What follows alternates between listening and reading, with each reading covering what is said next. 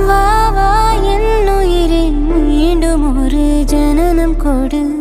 வாடா என் மகனே அன்னை என பதவி கொடு